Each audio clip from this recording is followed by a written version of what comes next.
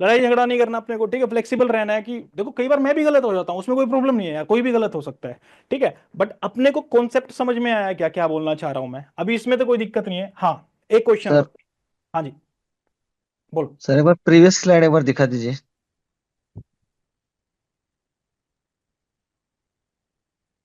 ठीक है, okay sir. से मत करो यार, स्क्रीनशॉट ले लिया करो यार, सारे बच्चे बैठे हुए हैं, सबका टाइम खराब हो जाएगा सर। फिर। देखो अब ध्यान से सुनो, किसी ने क्वेश्चन किया कि सर जेस्टेशन जो है 3 महीने का होता है, और आप बोल रहे हो कि बीच एक हीट के बाद जब दूसरी हीट में आएगी तब जाके प्रेग्नेंट होगी, तब तक तो सर बच्चे बाहर आ गए होंगे सारे के सारे। वो तो मैंने ही बताया था ना आपको, ऐसा ही होता है यूजुअली, ऐसे थोड़ा ना होगा। ये अबनॉर्मल प्रोसेस है, ये नॉर्मल नहीं है, हर बार नहीं होता है ये सुपरफिटेशन वाला, सुपरफिटेशन वाला हर बार नहीं होता है, बट सुपरफिकेशन यूजुअली देखा जाता है क्योंकि रिसेप्टिव है 9 से 10 दिन के लिए, है ना, मीटिंग बहुत नेचुरल है ये बात। सुपरफिटेशन हर बार प्रेग्नेंट होने के बाद थोड़ी ना हीट में आएगी वो, कभी कभार आ जाती है और उसके बाद भी मीटिंग हो जाती है तो सुपरफिटेशन उसको बोल देते हैं। तो उसमें वो ऐसा नहीं कि 7 महीने बाद हीट में आएगी, 15-20 दिन बाद भी आ सकती है, ठीक है, तो ऐसी बात नहीं। चलो जी। सर 2-3 ब्रीड ने मेट किया तो सारे बच्चे नॉर्मल आते क्या फिर? नहीं, बिल्कुल नॉर्मल नहीं आएंगे। एक जर्मन शेफर्ड है तो जर्मन शेफर्ड जैसा आएगा, गोल्डन रिट्रीवर है वैसा आएगा, रोट व्हीलर है तो वैसा आएगा, बिल्कुल डिफरेंट रहेंगे। तो ये बात है, तो रुको रुको। सारे बच्चे नॉर्मल आते क्या? 2-3 ब्रीड ने मेट किया तो जर्मन का आएगा, लैब का आएगा, तो सारे ब्रीड आएगी नहीं बर्थ देखो, होने के बाद। फीमेल की भी तो कोई ब्रीड होगी ना यार, जर्मन का जर्मन कैसे आ जाएगा, वो फीमेल वाला भी तो हाफ मिक्स होगा ना उसमें, 50% तो मदर का भी जेनेटिक्स है, उसको मत भूलो। मतलब ऐसा नहीं है जर्मन का जर्मन वाला आ जाएगा बिल्कुल प्योर, ऐसा नहीं है। जो फीमेल की ब्रीड भी तो देखी जाएगी ना उसमें। अगर फीमेल जर्मन है तो जर्मन तो आना ही है फिर तो। फीमेल तो मिक्स होगी ना, ऐसा तो नहीं हो सकता है एक ही फीमेल है और वो जब गोल्डन रिट्रीवर मेट करती है तो गोल्डन रिट्रीवर बन जाती है, जर्मन करती है तो जर्मन शेफर्ड बन जाती है, वो तो एक ही ब्रीड होगी ना किसी चीज की। समझ रहे हो मेरी बात, आप मैं क्या बोलना चाह रहा हूँ। तो ओके सर, ओके। 3 केसेस आप ले लो, एक गोल्डन रिट्रीवर है, एक जर्मन है, और एक रोटवीलर है। अब अगर ये जर्मन प्योर ब्रीड है, जब जर्मन के साथ मेटिंग करेगी तो जर्मन ही आएंगे प्योर, बट इनके साथ थोड़ा ना ये गोल्डन रिट्रीवर और रोटवीलर प्योर आ जाएंगे, क्योंकि ये वाली ब्रीड तो जर्मन शेफर्ड की है ना फीमेल वाली, ठीक है। ठीक है सर। चलो, हम मैट स्ट्रेस पे आ जाओ, अब देखो यार इतना डिस्कशन हो गया, चलो कोई बात नहीं, फायदा ही है, अपने स्लाइड खत्म हुई आगे वाली। मैट स्ट्रेस जो है ना, इसमें किसी को वो डाउट तो नहीं बचा सर 3 महीने का जेस्टेशन, ऑब्वियसली अब नॉर्मल वाला प्रोसीजर पढ़ रहे हैं तो उसमें अब नॉर्मलिटी आ जाती है, हो जाता है वो, कोई इतनी बड़ी बात नहीं है। साव के अंदर कितना होता है, कोई बताएगा मेरे को, साव के अंदर गैप कितना होता है, एक स्ट्रेस से दूसरे स्ट्रेस के बीच में कितना गैप होता है साव के अंदर? 18 डेज। 18 डेज का गैप होता है। और जेस्टेशन टाइम कितना होता है उसका? 114। कैसा? तो जो वन वन आपने four one one question four था, जो किसी ने पूछा था ना सर, 6 महीने 3 महीने का तो जेस्टेशन ही है, और 6 महीने 7 महीने बाद तो हीट आएगी दूसरी, तो कैसे होगा? वो बीच के केसेस में अबनॉर्मल होता है, बट साव का तो आप लोग ही बता रहे हैं, उसकी तो जल्दी आ जाएगी हीट, जेस्टेशन तो लंबा है, उसके बाद फिर से हीट में आ सकता है, तो उस केस में वो थोड़ा नॉर्मल रहता है और वहां पे चांसेस ज्यादा रहते हैं, इसलिए साव के अंदर सुपरफिटेशन की बातें करते हैं हम। किसी ने बताया भी था कि सर साव में होता है सुपरफिटेशन, ये इसलिए उसमें नॉर्मल तरीके से होता है, तो उसके चांसेस हाइयर रहते हैं बीच से भी, और उसको नॉर्मल कंसिडर किया जाता है क्योंकि पार्ट ऑफ साइकिल ही है वो एक तरह से, ठीक है। होपफुली कॉन्सेप्ट क्लियर हो गया होगा क्या बोलना चाह रहा हूं मैं। चलो नहीं हुआ हो तो फिर से पूछ लेना यार, कोई टेंशन नहीं है, बट अभी थोड़ा आगे चलने दो, लेक्चर के बाद पूछ लेना। मैट ईस्टर्स की बात करते हैं, मतलब ईस्टर्स के बाद जो स्टेज आ रही है, आफ्टर द ईस्टर्स कितने टाइम के लिए रहेगी मैट? MET 3 डेज के लिए रहेगी। कॉर्पस ल्यूटियम बन जाएगा इसके अंदर, बट कैटल एंड बफेलो के अंदर नहीं बनेगा कॉर्पस ल्यूटियम, ठीक है, नहीं बनेगा। ओवुलेशन तो मैटिस्ट्रस में ही होता है कैटल बफेलो में, बट कॉर्पस ल्यूटियम नहीं बनेगा। क्यों नहीं बनेगा? क्योंकि ल्यूटेनाइजेशन नहीं हुआ। होपफुली अब समझ में आ गया होगा, अब वो ओवुलेशन वाले कॉन्सेप्ट पे नहीं चल रहे होंगे। चलो, अब मेटस्ट्रियल ब्लीडिंग भी होती है कि in some cattle and buffalo due to sudden withdrawal of oestrogen. ये सडन विड्रॉवल ऑफ एस्ट्रोजन क्यों हो रहा है? क्योंकि इससे पहली स्टेज कौन सी थी? ईस्ट्रस थी। क्या मिल रहा था वहां पे? फोलिकुलर स्टेज होती है ना, प्रोइस्ट्रस और ईस्ट्रस। ईस्ट्रस में क्या मिल रहा था? Oestrogen level. Mature Graafian follicle मिल रहा था, जो क्या सिक्रीट कर रहा था? ईस्ट्रोजन सिक्रीट कर रहा था। और ईस्ट्रोजन के हाई लेवल हो चुके थे काफी, क्योंकि ग्राफियन फॉलिकल की वजह से। जैसे ही ओव्यूलेशन होता है और ल्यूटिलाइजेशन हो जाता है, तो ईस्ट्रोजन के लेवल तो एकदम से कम हो जाएंगे। और कम हो जाएंगे तो उसकी वजह से क्या होता है, जो ब्लड कैपिलरीज होती है ना वो रप्चर हो जाती हैं, और उनके रप्चर होने की वजह से क्या होता है उनकी वजह से ब्लीडिंग हो जाती है। तो वो जो ब्लीडिंग होती है मेटास्टेसिस फेज में देखने को मिलती है। तो आदमी सोचता है कि यार स्ट्रेस में एनिमल था, मैंने एआई किया था, ये तो 2 दिन बाद ही ब्लीडिंग कर दी, मतलब क्या बच्चा गिर गया क्या? नहीं, वो गलत फहमी होती है, उस तरह से नहीं सोचना चाहिए। यही बात बताना चाह रहे हैं इस पॉइंट में। मेटास्टेसिस में जो ब्लीडिंग होती है वो कंप्लीटली नॉर्मल होती है, क्योंकि स्ट्रेस के लेवल के जो ईस्ट्रोजन था उसका लेवल ईस्ट्रस स्टेज में हाई था, मेट ईस्ट्रस में एकदम से लेवल कम हुआ क्योंकि ओवुलेशन के बाद कॉर्पस ल्यूटियम बन चुका है। तो उस लेवल को एकदम कम जब हुआ तो कैपिलरीज रप्चर होती है, उससे वो नॉर्मल ब्लीडिंग होती है, नॉर्मल फेज ऑफ साइकिल है, तो उसमें टेंशन लेने वाली बात नहीं है। ना ये बोल सकते कि आप बच्चा गिरा है कि ये वो। समझ में आ गई बात, ब्लीडिंग क्या बोलना चाह रहा है, क्योंकि एकदम से लेवल कम हो गया है। और डाइस्ट्रस से जब प्रोस्ट्रस में एनिमल जाता है तो किस चीज का लेवल एकदम से कम हो जाता है? जब कॉर्पस ल्यूटियम का प्रोजेस्ट्रॉन सिक्रीट कर रहा था डाइस्ट्रस लास्ट वाली स्टेज में, उसका लाइसिस हुआ तो प्रोजेस्टेरोन का लेवल एकदम से कम हो जाता है। किसमें? प्रोस्ट्रस में, हमने पढ़ा भी था। चलो जी, अब डाइस्ट्रस में ध्यान से सुनो। अब 5वें दिन से लेके, मतलब जो प्रोस्ट्रस और ईस्ट्रस है ना, वो तो 2 दिन में खत्म हो जाती है, दोनों की दोनों 2 दिन में खत्म। उसके बाद मेटास्टेसिस चलेगी 3 दिन तक। तो 3 और 2 कितने हुए? 5 दिन हुए। अब 5वें दिन ये लास्ट वाली स्टेज संभालेगी, डाइस्ट्रस वाली सबसे बड़ी स्टेज होती है। अब ये क्वेश्चन कैसे भी कोई कुछ भी पूछ ले, मैंने सारी बातें बता दी आपको। डाइस्ट्रस सबसे बड़ी वाली स्टेज होती है, 5th डे से स्टार्ट होगी और 17 to 18 डे तक चलेगी। उसके बाद क्या रिलीज करने लगता है कॉर्पस ल्यूटियम? ऑक्सीटोसिन। ठीक है साहब, ऑक्सीटोसिन रिलीज करने लगता है। अब ये नॉन प्रेग्नेंट एनिमल अगर होगा तो ऑक्सीटोसिन रिलीज करेगा, और प्रेग्नेंट एनिमल होगा उसमें भी कर देता है, क्या दिक्कत है? बट उसके अंदर ऑक्सीटोसिन ऑक्सीटोसिन जो है उससे पीजीएफ2 अल्फा नहीं निकलेगा। क्यों? कोई बताएगा मुझे? अगर मतलब प्रेग्नेंट बच्चे में एनिमल साइक्लोऑक्सीजन अलाउ नहीं है। नहीं, साइक्लोज एक बात बताओ, वो एनिमल प्रेग्नेंट हो जाता है तो इंजाइम खत्म हो जाएगा, और प्रेग्नेंट नहीं है तो इंजाइम आ जाएगा? ऐसा तो नहीं होता, इंजाइम तो होता ही है एनिमल में, या तो होंगे या तो नहीं होंगे। दूसरा गैस मारो। अब आंसर भी बताया था आप लोगों को मैंने। इंटरफेरॉन। ताऊ। इंटरफेरोन। क्या कर रहे थे? इंटरफेरन, ताऊ, कोई बात नहीं, ताऊ बोल दो तुम्हें, इससे ताऊ से अच्छा याद हो रहा है तो। क्या कर क्या रहे थे ये? इनएक्टिव कर रहे थे। Maternal recognition of pregnancy. जो एंडोमेट्रियम MRP। पे, यूट्रस की इनर लाइनिंग पे जो अंदर वाली साइड होती है एंडोमेट्रियम, वहां पे जो रिसेप्टर थे जो ऑक्सीटोसिन को रिसीव करते हैं, उसके बाद रिसीव करके साइक्लोऑक्सीजनेज एंजाइम उनको ऑक्सीटोसिन को पीजीएफ12 में कन्वर्ट करता है, फिर रिग्रेशन हो रहा था। प्रेग्नेंट एनिमल में क्या हो रहा है? एंडोमेट्रियम पे जो रिसेप्टर बैठे हुए हैं, उन रिसेप्टर पे जो इंटरफेरोन रहता है वो जाकर के क्या करता है? उनको ब्लॉक कर देता है रिसेप्टर्स को। तो ऑक्सीटोसिन तो प्रेग्नेंट होने के बाद भी रिलीज हो रहा है थोड़ा बहुत, बट वो रिसेप्टर को रिसीव ही नहीं कर पा रहे उसको, क्योंकि रिसेप्टर की इनफेक्टिवनेस किसने कर दी है? इंटरफेरेंस टाउ ने कर दी है। तो रिसेप्टर रिसीव ही नहीं कर पाएंगे, तो बेसिकली ऑक्सीटोसिन से प्रोस्टाग्लैंडिन नहीं बनेगा, मतलब रिग्रेशन नहीं होगा। क्यों नहीं हो रहा ये काम? क्योंकि इंटरफेरेंस टाउ है। वो किसकी वजह से है? वो फीटस बना हुआ है, जो उसकी लेयर जो बनी हुई है वहां से निकल के आ रहे हैं, उसके रिस्पॉन्स में आ रहे हैं। बट अगर फीटस नहीं होगा तो क्या आएंगे? क्या ट्रोफोब्लास्ट लेयर से निकल के आएंगे क्या इंटरफेरोन? और नहीं आएंगे तो ऑक्सीटोसिन के रिसेप्टर, वो ऑक्सीटोसिन रिसेप्टर में जाएगा, और जाएगा तो प्रोस्टाग्लैंडिन में कन्वर्ट होगा, कॉर्पस ल्यूटियम को लाइसिस करवा देगा। समझ में आ गई दोनों बातें? अगर एनिमल प्रेग्नेंट है तो क्या होगा, नॉन प्रेग्नेंट एनिमल होगा तो उसमें लाइसिस क्यों हो रहा है, और जो प्रेग्नेंट है तो उसमें लाइसिस क्यों नहीं हो रहा है? क्योंकि जो ऑक्सीटोसिन के रिसेप्टर्स हैं उनकी इफेक्टिवनेस कम कर दी है इंटरफेरेंस टाउ ने, जो कि फीटस की ट्रोफोब्लास्ट लेयर होती है वहां से बनता है, इसलिए।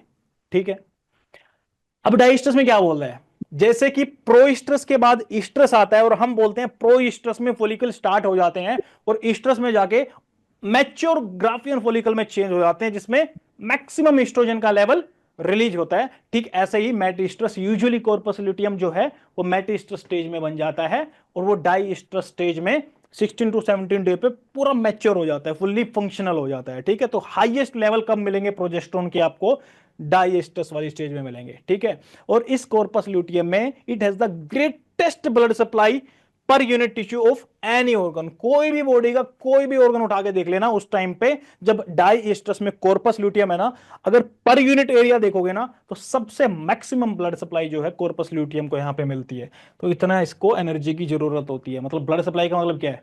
या तो ऑक्सीजन लेके आएगा ब्लड, या न्यूट्रिएंट लेके आएगा, यही तो होता है ना, एनर्जी रिक्वायरमेंट है उसको बेसिकली। ठीक है, न्यूट्रिशनल नीड्स हैं उसकी। ठीक है साहब, अब फुल्ली फंक्शनल ल्यूटीन सेल्स बनेंगी, और ल्यूटीन सेल से क्या बनेगा, लार्ज अमाउंट ऑफ प्रोजेस्ट्रोन बनेंगे। अब मान के चलो यहां पे कोई फॉलिकल, आंसर करना उसके सारे एक साथ। ये फॉलिकल है, इसके अंदर है ओवम, ठीक है, इसको फॉलिकुलर सिस्ट बोल रहे हैं। और ये जो फॉलिकुलर लेयर थी ये चेंज होकर के ऐसे ऐसे बन गई, किसमें, ल्यूटीन सेल्स में। इसके अंदर भी ओवम ही है, अभी भी तक है। तो ये बताओ, ये जो इसके अंदर ओवम है, ये जो स्ट्रक्चर है, ये जो बॉडी है जिसमें ल्यूटेनाइजेशन हुआ है, क्या ये प्रोजेस्टेरोन रिलीज करेगी क्या? Yes sir. Yes sir. करेगी, क्योंकि ल्यूटीन सेल्स जो होती हैं कॉर्पस ल्यूटियम की, वो रिलीज करती हैं प्रोजेस्टेरोन। उनको मतलब नहीं है ओवम अंदर है कि बाहर है, वो तो हम यूजुअल एक बेसिक कॉन्सेप्ट के लिए समझ लेते हैं। ओवुलेशन के होने के बाद कॉर्पस ल्यूटियम बनता है, नॉर्मल प्रोसीजर है, ठीक है। चलो जी, यूटेराइन ग्लैंड्स मैंने आपको बताया था पिछले बार भी, हाइपरप्लाजिया और हाइपरट्रोफी हो जाएगा इनका, क्योंकि इनका काम क्या होता है, देखो मैट्रिस्ट्रस में, सॉरी डाइस्ट्रस में पढ़ रहे हैं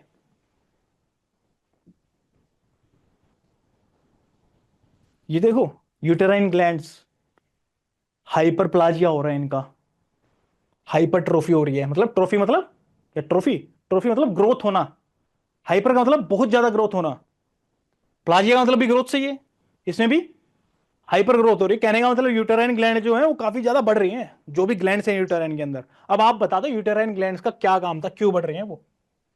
क्योंकि अगर एनिमल प्रेग्नेंट होता तो ये यूटेराइन ग्लैंड्स उस एम्ब्रियो को इम्प्लांटेशन के दौरान न्यूट्रिशन देने का काम करती, जिसको हमने क्या बोला था, मिल्क विल्क बोला था कुछ, हिस्टोट्रोफिक कुछ, यूट्राइन मिल्क।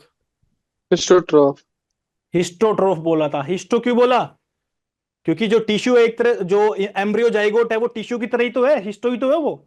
और ट्रोफ मतलब उसकी ग्रोथ करवाएगा वो, कौन, एंडोमेट्रियम वाली ग्लैंड जो थी, यूटेराइन ग्लैंड इनको बोल रहे थे हम। और दूसरा नाम क्या दिया था, क्या मिल्क, क्या बोला था, यूटेराइन मिल्क, यूटेराइन मिल्क इनको बोला था। तो ये डाइस्ट्रस वाले लास्ट फेज में चल रहे हैं, क्योंकि प्रेग्नेंट एनिमल को लग रहा है कि प्रेगनेंसी के लिए मेरे को मेंटेन करनी है सारी चीजें, ठीक है। अब एक बात आपको बता दूं, मैंने आपको ये भी बताया था, जो ये यूटेराइन ग्लैंड्स होती है ना, ये कुछ टाइम तक रहती हैं, उसके बाद जो न्यूट्रिशन मिलेगा किससे मिलता है बच्चे को, प्लेसेंटा। प्लेजेंटा से मिलता है। लेकिन साओ एक ऐसा एनिमल है, उसको प्लेजेंटा वाला न्यूट्रिशन तो चाहिए चाहिए, प्लस में उसको यूट्रस वाला चाहिए। पार्चुरेशन के बाद तक रहते हैं यूटेराइन ग्लैंड्स। इतना न्यूट्रिशन चाहिए, क्यों चाहिए उसका इतना न्यूट्रिशन? उसके दो कारण होते हैं। एक तो लिटर साइज उसका इतना बड़ा है, भाई उसका लिटर साइज काफी बड़ा है ना, तो बच्चे ज्यादा देगी वो, न्यूट्रिशन ज्यादा चाहिए, प्लेजेंटा से काम नहीं चल रहा उसका। और दूसरा सबसे बड़ा कारण है, जो साइंटिफिक रीजन है, वो मैं एग्जैक्ट नहीं बताऊंगा अभी क्योंकि मेरे को खुद ध्यान नहीं है, बट कॉन्सेप्ट मेरे को पता है। कॉन्सेप्ट क्या है, जब आप कोरियो एलेंटोइन मेम्ब्रेन जो होती है ना, कोरियो एंडोथीलियल, इस तरह से हम पढ़ेंगे आगे प्लेजेंटा के टाइप क्या क्या होते हैं।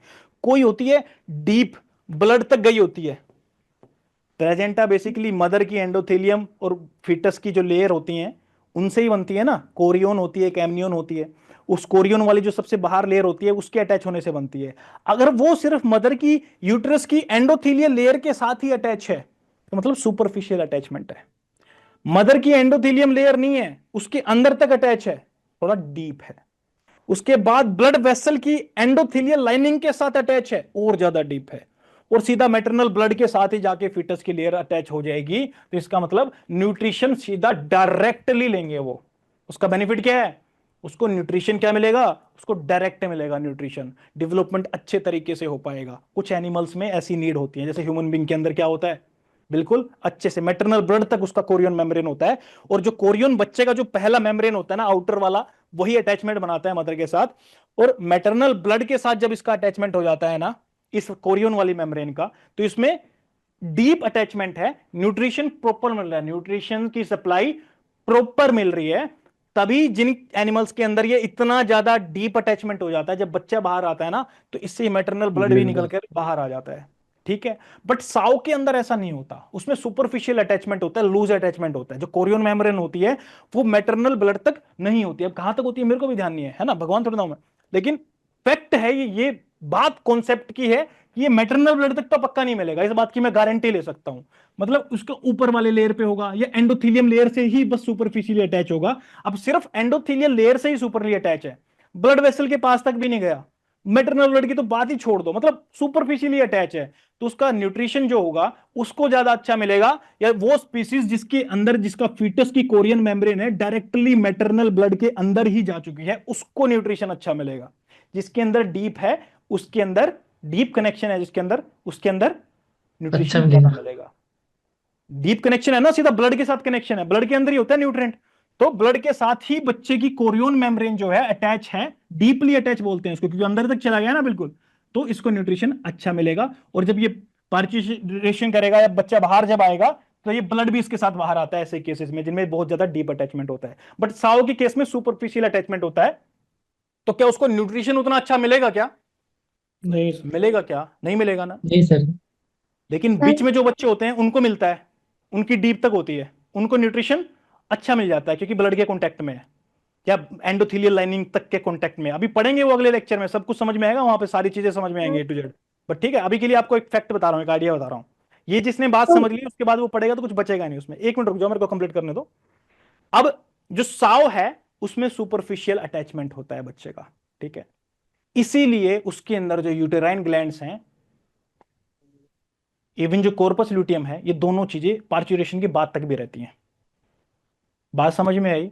यूट्राइन ग्लैंड की क्या जरूरत पड़ रही है, बीच को जरूरत नहीं पड़ रही है, क्योंकि उसके बच्चे जो उसका जो प्लेजेंटेशन होता है ना, वो अंदर तक होता है, उसका न्यूट्रिशन वहां से मिल जाता है। साव का सुपरफिशियल होता है और लिटर साइज भी इतना बड़ा है, तो उसके लिए यूट्राइन ग्लैंड काफी आखिरी तक रहती हैं। ठीक है, ये फैक्ट थे जो आगे पढ़ेंगे आप, तो मैंने पहले यहां पे बता दिया क्योंकि सही बात बैठ रही थी यहां पे।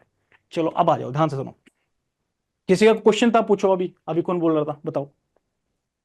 सर यूटेराइन मिल्क का कॉन्सेप्ट समझ में नहीं आया था, मैं वो देखो, पूछना चाह रही थी। यूजुअली देखो, मिल्क को हम किस चीज से जोड़ते हैं? हम न्यूट्रिशन से जोड़ते हैं। मिल्क पी लिया तो मतलब मिल्क के अंदर सब कुछ होता है, बीमार नहीं होगा इंसान, कि सारे ऑलमोस्ट ऑलमोस्ट बोल रहा हूँ, ऑलमोस्ट सारे न्यूट्रिशन हमें मिल जाता है। ये बोलते हैं यार दूध पी के सोया करो, बट ठीक है, न्यूट्रिशन मिल जाएगा सारा का सारा। बेसिकली हमारी बॉडी को जो भी रिक्वायरमेंट होता है वो मिल्क की वजह से पूरा हो जाता है, क्योंकि मिल्क में हम बोलते हैं कि हाँ सारे के ऑलमोस्ट सारे के सारे न्यूट्रिशन मिल्क के अंदर ऑलमोस्ट आ जाता है। ठीक है, तो अब फीटस जो है, फर्टिलाइजेशन होने के बाद जो फीटस बना है, हमने बताया था जाइगोट, फिर उसमें क्लीवेज होगा, फिर उसमें मोरोला स्टेज बनेगी, फिर ब्लास्टोसिस्ट बनेगी, ब्लास्टोसिस्ट से वो जाकर के इम्प्लांटेशन होगा। अब इम्प्लांटेशन होता कहां पे है? एंडोमेट्रियम वॉल पे तो होता है ना इम्प्लांटेशन, जो हॉर्न होता है वहां पे भी एंडोमेट्रियम तो होती है। तो एंडोमेट्रियम जो है, या हम बोल दो एंडोमेट्रियम को यूटेराइन वॉल भी बोल सकता हूं ना मैं, क्योंकि अंदर वाली वॉल है वो। तो जो यूटेराइन की अंदर वाली एंडोमेट्रियल वॉल है, उस एंडोमेट्रियल वॉल पे क्या बनेगा? उस पे ग्लैंड्स का ग्रोथ होना स्टार्ट हो जाएगा। और वो ग्लैंड्स काम क्या करते हैं? जो नया नया बच्चा जो आया ब्लास्टोसिस्ट के रूप में, जो बच्चा आया है इंप्लांट होने के लिए फर्टिलाइजेशन के बाद, उसको न्यूट्रिशन देने का काम करेंगी ये ग्लैंड्स। इसलिए इनको क्या बोलते हैं हम? हिस्टोट्रोफिक भी बोल देते हैं। हिस्टोट्रोफिक मतलब ये बच्चा जो है, जो फर्टिलाइजेशन हुआ है, जिसको एम्ब्रियो हम बोल रहे हैं, आफ्टर द इम्प्लांटेशन एम्ब्रियो बोलते हैं ना उसको, पहले ही बोल देते हैं कुछ, लेकिन आफ्टर ही ज्यादा सही माना जाता है।